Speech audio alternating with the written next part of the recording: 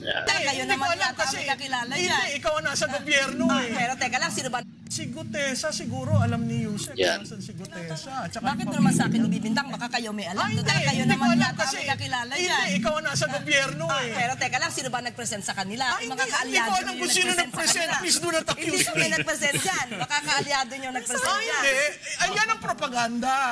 Biro mo ang assertion mo, ako kasama. Ba't mo Excuse hinahanap me. sa akin? Baka alam mo.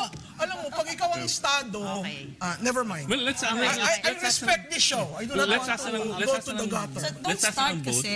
Let's ask You're ng vote. putting Excuse something to me. But you are representing government. But still, bakit ko malalaman? Hindi ako nag-present dyan. Oh, bakit mo sa akin Pikon You na. can always say it alam in a ko? very nice way without You don't have to insulting start. people. You don't have to Excuse start. me.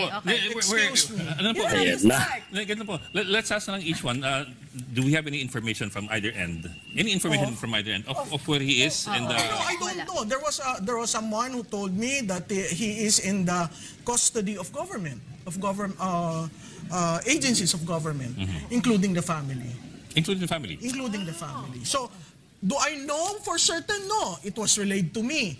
Am I part of the scheme that some people would say I am part? I am not. Nako. I am just an ordinary citizen who loves this country and would like to comment on certain things. Tinanong natin yan sa Marines eh. At sinabi nila na wala sa kustodiya nila, walang nakakaalam.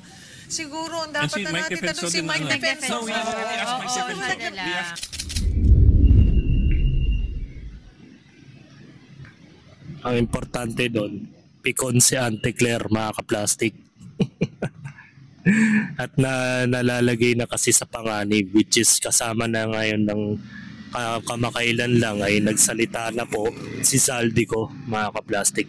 So nawiwindang na si Auntie Claire mo, mga kaplastic. Kaya alam mo na, mahirap na magsalita kasi maraming galit na naman eh. Sasabihin na naman, DDS ako eh. DDS supporters. Hindi kaya out of the blue si Gotiza.